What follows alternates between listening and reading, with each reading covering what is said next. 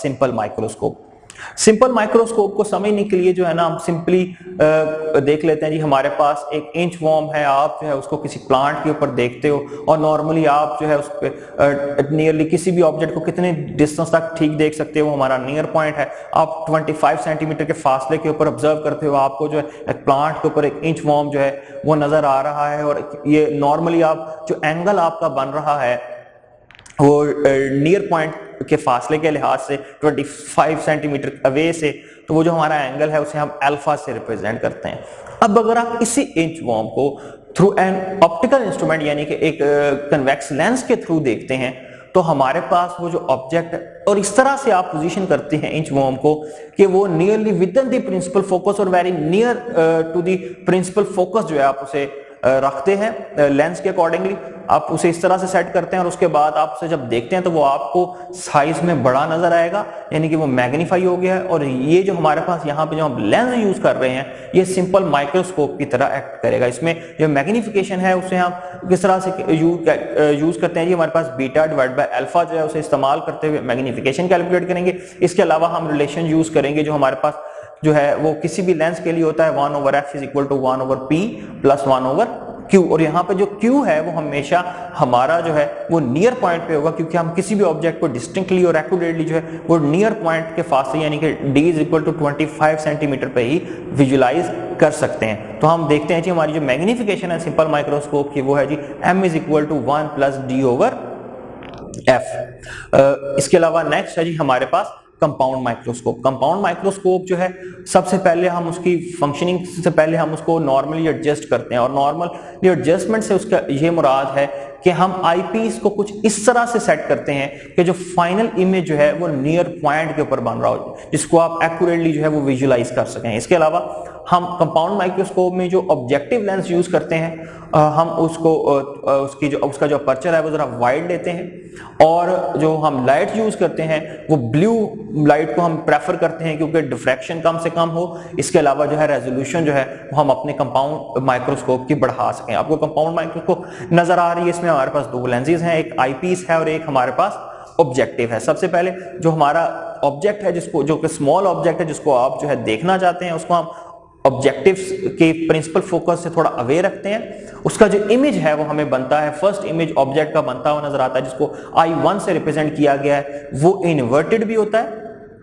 और साइज में जो है थोड़ा सा लार्ज हो जाता है। लेकिन अगर आप इसको फर्दर सेकंड आईपीस से इनहेंस करें, अब I1 जो है वो हमारे आईपीस के लिए वो एक ऑब्जेक्ट है और उसका इमेज जो है फाइनल इमेज जो है वो I2 बनता है जो साइज में बड़ा है।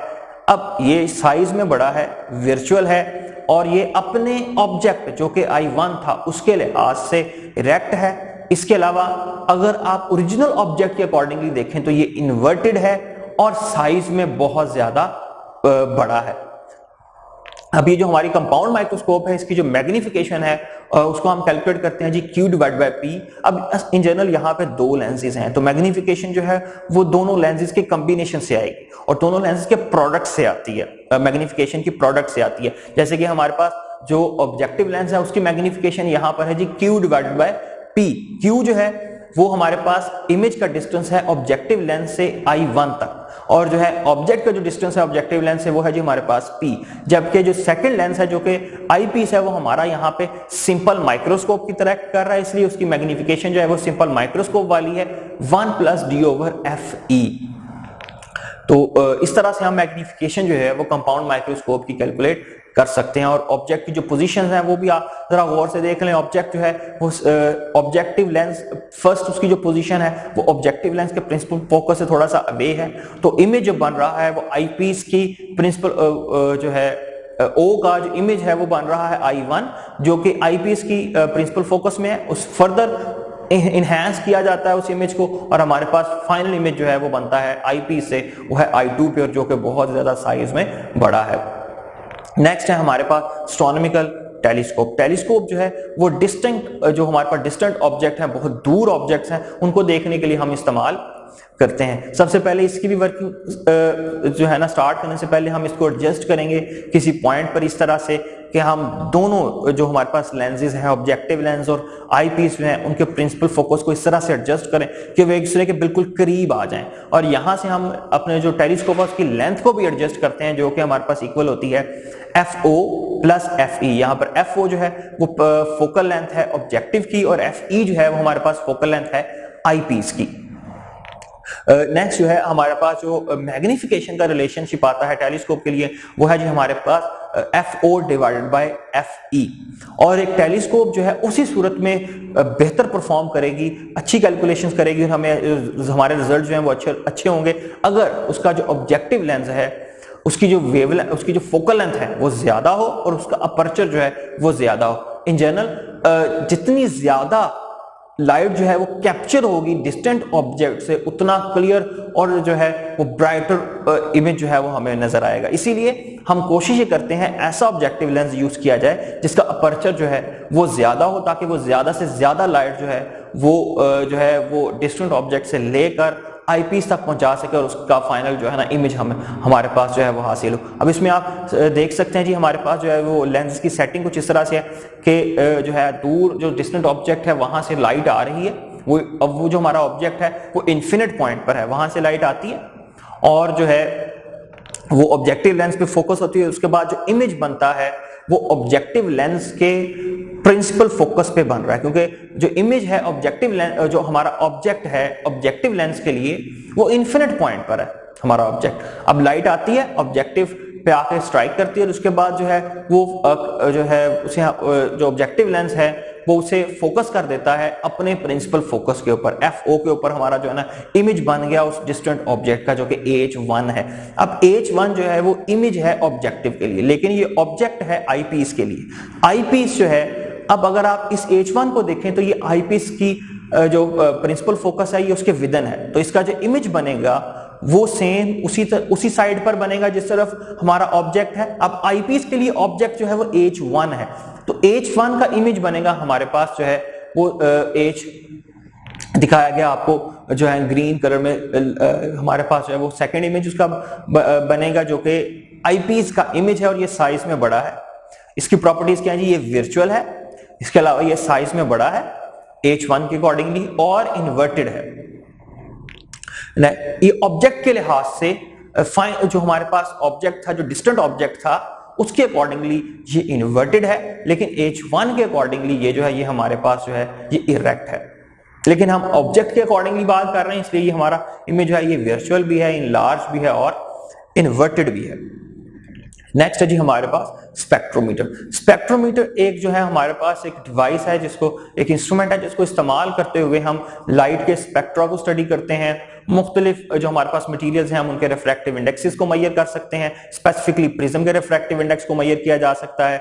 इसके अलावा जो है इसको यूज करते हुए हम किसी भी लाइट की वेवलेंथ जो है उसे भी कैलकुलेट कर सकते हैं। इसके तीन मेजर जो है ना वो रीजन्स हैं। एक जो है उसमें से जो हमारे पास जो है वो कॉलीमेटर है। कॉलीमेटर जो है वो इन जनरल क्या होता है जी, उसमें कम्बिनेशन ऑफ लेंसेज होते हैं जिनको इस्तेमाल करते हुए हम लाइट की बीम को पैरेलल करते हैं, इसीलिए इसको कॉलीमेटर कहा जाता है। इससे पास होने वाली जो लाइट है वो एक पैरेलल बीम की फॉर्म में जो है वो हमें हासिल होती है, जिसको हम जो है वो फर्दर जो है हमारा जो टर्न टेबल है उस पर रखे हुए ऑब्जेक्ट से जो है उस लाइट को फिर स्टडी करते हैं। अब ये जो टर्न टेबल है उसके ऊपर इस वक्त आपको ग्रेटिंग नजर आ रही है, लेकिन ग्रेटिंग की जगह पर हम प्रिज्म भी यूज कर सकते हैं, या कोई भी ऐसी चीज जिसको आप जिसके थ्रू आप स्टडी करना चाहते हैं वो हम यूज कर सकते हैं। अब यहाँ पर ग्रेटिंग है तो हम जो है लाइट की डिफ्रैक्शन को स्टडी कर रहे हैं बाय ग्रेटिंग, तो लाइट जो है वो ग्रेटिंग से डिफ्रैक्ट होती है और हम टेलीस्कोप के ऊपर जो है वो उस डिफ्रैक्शन को जो है उसके पैटर्न को जो है वो ऑब्जर्व कर सकते हैं। अब ये जो टेलीस्कोप है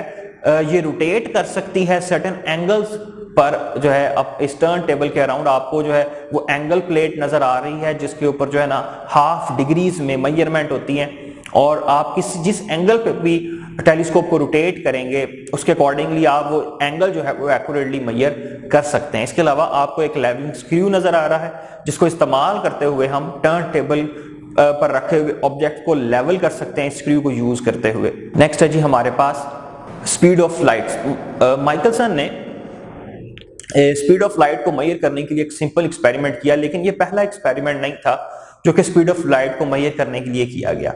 सबसे पहले जो है वो गैलीलियो ने ये अटेम्प्ट की थी स्पीड ऑफ लाइट को मेजर करने के लिए, लेकिन वो इसमें कामयाब नहीं हो सका। लेकिन उसने इतना जरूर कह दिया था कि लाइट जो है वो डेफिनेटली सर्टेन डिस्टेंस कवर करती है सर्टेन इंटरवल ऑफ टाइम में, यानी कि उसकी प्रॉपर कोई स्पीड लाजमी तौर पे एग्जिस्ट करती है। माइकलसन ने एक 8 साइडेड रोटेटिंग मिरर यूज किया और इसे यूज करते हुए उसने जो है स्पीड ऑफ लाइट को फर्स्ट टाइम एक्यूरेटली मेजरमेंट करने की कोशिश की, और वो उसका जो आंसर था वो काफी हद तक एक्यूरेट वैल्यू के करीब भी था। अब इसमें उसने क्या किया जी, हम एक लाइट सोर्स ले लिया जिसको वो रिफ्लेक्ट करता है एक रोटेटिंग 8 साइड मिरर से, और वो जो लाइट है वो रिफ्लेक्ट होकर जो एक स्टेशनरी मिरर से तक जाती है, वहां से रिफ्लेक्ट बैक होकर दोबारा आती है और जो है वो ऑपोजिट एंड के ऊपर जो है मिरर पे स्ट्राइक करती है, और उसके बाद जो है ऑब्जर्वर जो है उसे ऑब्जर्व कर लेता है। इस सेटिंग, अब इसने ये सेटिंग इस तरह से की कि जो रोटेशन की जो स्पीड है मिरर की और वो जो डिस्टेंस है उसको इस तरह से सेट किया गया कि जो है प्रॉपर आपको जो वो जो लाइट सोर्स है वो ऑब्जर्वर को नजर आ रहा हो। तो इसकी सेटिंग से उसकी रोटेशनल फ्रीक्वेंसी और डिस्टेंस की सेटिंग से जो है वो स्पीड ऑफ लाइट कैलकुलेट करता है इस रिलेशन से C = 16 FD। FD जो है वो रोटेशनल स्पीड है मोटर की, और D जो है वो डिस्टेंस है स्टेशनरी मिरर और रोटेटिंग मिरर के दरमियान। तो इससे जो स्पीड ऑफ लाइट हमारे पास नियरली आती है वो है जी 3 × 10⁸ मीटर पर सेकेंड। ये राउंड अबाउट स्पीड है स्पीड ऑफ लाइट की जो इस वक्त हम यूज करते हैं। इसके अलावा ये जो स्पीड ऑफ लाइट है ये सिर्फ और सिर्फ वैक्यूम में उसकी वैल्यू जो है ये गिवन ये है 3 × 10⁸, लेकिन अगर आपके पास जो है मीडियम डिफर करेगा, अगर आप मीडियम कोई डिफरेंट यूज करेंगे तो लाइट जो है वो डिफरेंट मीडियाज में डिफरेंट स्पीड्स के साथ जो है वो मूव करती हैं, यानी कि जो स्पीड है लाइट की वो मीडियम टू मीडियम वेरी करती है, वो सेम नहीं है। कुछ एमसीक्यूज हैं जी हमारे पास। If the focal length of convex lens is 10 centimetre then it will magnify dash time. अगर एक लेंस की जो फोकल लेंथ है हमारे पास 10 सेंटीमीटर है तो ये कितना मैग्नीफाई करेगा, तो हमारे पास लेंस के लिए जो रिलेशन है वो है जी 1 + d/f। d कांस्टेंट है जो कि है जी 25 को आपने 10 से डिवाइड कर देना है तो हमारे पास आ जाएगा 2.5, इसको 1 में ऐड कर देना तो आंसर आ जाएगा जी डी ऑप्शन ठीक है 3.5। नेक्स्ट है जी the resolving power of compound microscope depend. Resolving power किसी भी वो कंपाउंड माइक्रोस्कोप की किसके ऊपर डिपेंड करती है, refractive index of the medium पे नहीं, the diameter of the objective lens पे, दो चीजों पे डिपेंड करती थी। हमने कहा था जी ब्लू कलर हम यूज करेंगे और हम ऑब्जेक्टिव का जो डायमीटर है उसको एडजस्ट करेंगे। तो जी जो बी ऑप्शन है वो इसमें ठीक है, बाकी जो सी और डी है वो भी एक्यूरेट नहीं है, तो जो डी ऑप्शन इसमें ठीक है। नेक्स्ट है जी the least count of scale calibrated on turn table. Turn table के ऊपर जो स्केल है उसकी कैलिब्रेशन की जो लीस्ट काउंट है वो किस में होती है, तो वो हाफ डिग्रीज में होती है। तो हमारे पास इसका आंसर जो है वो डी ऑप्शन जो है वो ठीक है।